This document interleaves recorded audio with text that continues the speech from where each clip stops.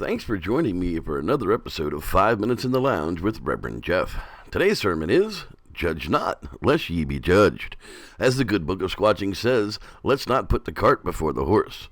While much of the Ketchum DNA study white paper release leaves much to be desired, the Matilda footage leaves this good reverend with much hope. Perfectly clear, up-close video of a living, breathing Sasquatch. Decades have passed since anything of this caliber has been released and is yet to be proven a hoax. Many people out there are already claiming that the footage is a fake, but how can you really tell? Let's take a few minutes and examine the still shots of the footage and some of their enhancements. First up is just a simple black and white still taken from the video before its release. It debuted in 2012 as a teaser for the upcoming release of the Erickson Project. It depicts the sleeping Bigfoot in sort of a fetal position while laying on the ground sleeping. It doesn't reveal much in detail other than you can see that it looks like something hairy laying in the leaves. Now here we have black and white still enhancement, but it's labeled and it's able to show the identifying of the specific body parts. It reveals the hand, the head, and the elbow at the right, and the calf, the heel, and the butts towards the left. It begins to give a much better idea of how to look at the picture and put some references to the body parts. The next frame I found was a negative enhancement of the sleeping Matilda. It wasn't much help to my eyes, but it does give an idea of depth to the subject, and that something in the middle is different from the surrounding foliage. And then I stumbled upon this color spectrum enhancement picture and began to think to myself, Reverend Jeff, there may really be something to this. This doesn't look like a dog or some type of crazy-haired cow. It really is starting to look like a large, hair-covered person laying there.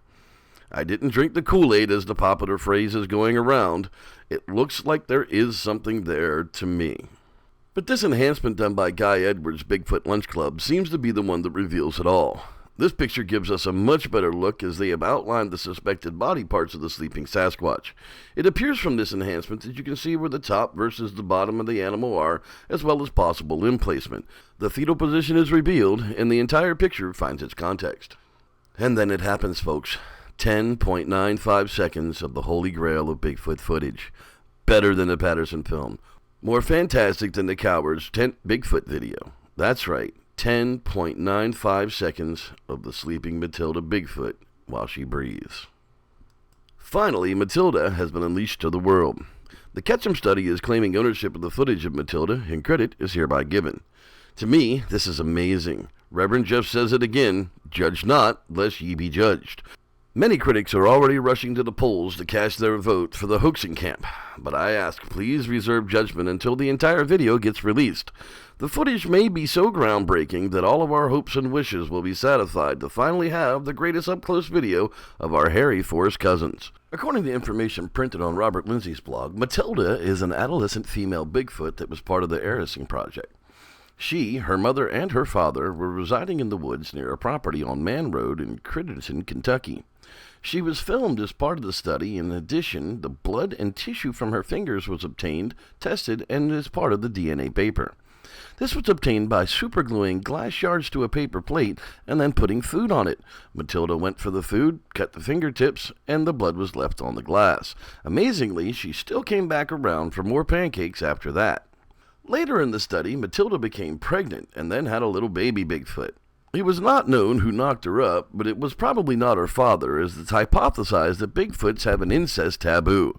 Probably the presence of a curvaceous, hormonal, nubile, boy-crazed teenage Bigfoot hottie in the woods attracted some Bigfoot gangster G who homed in on the hairy teen sex pot and knocked her up. The 10.95 second video is only part of a longer 6-minute video, and at the end of the video, Matilda is reported to stand up. There is indeed another video of Matilda walking towards the camera. Matilda has small, perky, uplifted breasts that are typical for adolescent female Bigfoots. As you can tell by the Patterson Bigfoot, as Bigfoot chicks age, they get a serious case of the sags. Fans of the 1970s porn will be happy to see Matilda, as unlike most women of the Americas this days, she refuses to shave, even in the slightest.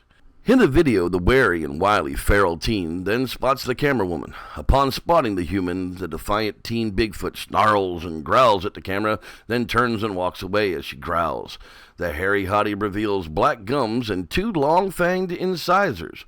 I knew teenage girls were snotty little brats, but this is taking things to a new low. That beats Mean Girls by far. Until next time, thanks for filling the pews. I'm Reverend Jeff, and may the Squatch be with you.